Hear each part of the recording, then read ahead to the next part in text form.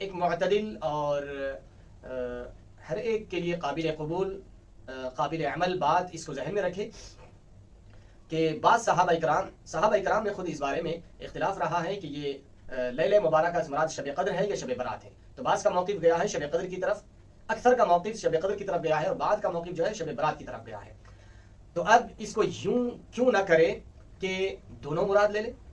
شب قدر کو بھی عبادت کی رات اور مبارک رات بابرکت رات مانے، اور شب برات کو بھی یہ صحابہ کرام کے قول کے مطابق اس کو بھی بابرکت رات مانے. اس میں کوئی حرج اور گناہ نہیں ہے. اگر کوئی شب برات کو اگر عبادت کرتا ہے، اللہ کی عبادت اور عیادت کرتا ہے، اور اللہ کی بارگاہ میں توبہ و استغفار کرتا ہے، اور قرآن کی تلاوت کرتا ہے، درود شریف کا اہتمام کرتا ہے، نمازوں کا اہتمام کرتا ہے، ذکر استغفار تسبیح تحلیل کا اہتمام کرتا ہے، رات میں جا کر اللہ کو مناتا ہے، اپنے سابقہ گناہوں پر آنسو بہاتا ہے، تو اس میں بری بات کوئی نہیں ہے. جس سے کہ بعض ہمارے حضرات ایک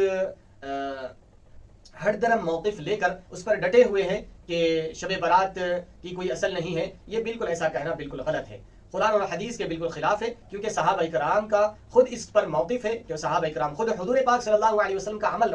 عمل بتاتا ہے کہ خود حضور پاک صلی اللہ علیہ وسلم نے شب برات میں، یعنی شعبان کی 15ویں شب میں، خود حضور پاک صلی اللہ علیہ وسلم نے رات میں عبادت کیا، اور حضور پاک صلی اللہ علیہ وسلم نے اپنی امت کی بخشش کے لیے رو رو کر دعائیں فرمائیں. تب اگر حضور کی امت شب برات کو جاگ کر اللہ کو مناتی ہے اور اپنے سابقہ گناہوں پر توبہ استغفار کرتی ہے، تو اس کو ناجائز یا بدعت کہنا یہ کہاں کا انصاف ہے؟ یہ بالکل ایسا کہنا یہ وہی شخص کہہ سکتا ہے جو احادیث مبارکہ کو نہ جانتا ہو، یا احادیث مبارکہ کا مفہوم صحیح طور پر جو نہیں سمجھ سکتا ہے، وہی ایسی باتیں کر سکتا ہے. جو احادیث مبارکہ کی سمجھ رکھتا ہے، یا علماء کرام کی صحبت میں بیٹھتا ہے، اور قرآن اور حدیث کو صحیح سمجھنے کی اس کے اندر استعداد اور صلاحیت ہے، تو پھر وہ شخص یہ نہیں کہے گا کہ شب برات منانا نہیں ہے. جبکہ واضح طور پر احادیث مبارکہ سے اس کا ثبوت ملتا ہے. خود حضور پاک صلی اللہ علیہ وسلم نے شعبان کی 15ویں شب کو عبادتیں کی، نماز کا اہتمام کیا، دعا کا اہتمام کیا، اور اپنی امت کی بخشش کے لیے حضور پاک صلی اللہ علیہ وسلم اللہ کی بارگاہ میں سجدہ ریز ہوئے.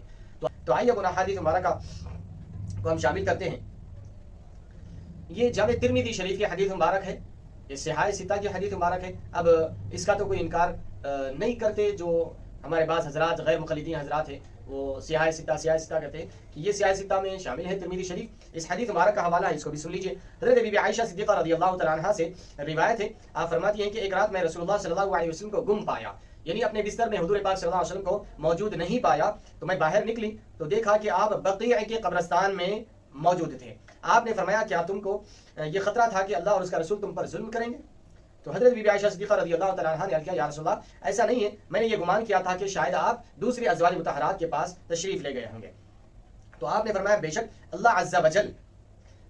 وجل نصف شعبان کی شب، یعنی شعبان کی 15ویں شب کو اللہ تعالیٰ آسمان دنیا پر اپنی شان کے مطابق نازل ہوتا ہے، اور قبیلہ بنو کلب کے بکریوں کے بالوں کے برابر میری امت کے گنہگاروں کی بخشش فرماتا ہے.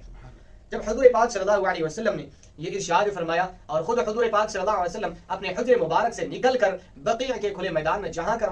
وہاں پر اللہ کی بارگاہ میں سجدہ ریز ہوئے، اور عبادت فرما رہے ہیں، نماز پڑھ رہے ہیں، اور اللہ کی بارگاہ میں دعا کر رہے ہیں کہ اے باری اللہ میری امت کی بخشش فرما. تو یہ شب برات ہی ہے، یہ شعبان کی 15ویں شب ہی ہے، جس میں خود حضور پاک سرور کائنات صلی اللہ علیہ وسلم عبادت کر رہے ہیں اور اللہ کی بارگاہ میں کریا بیزاری کر رہے ہیں.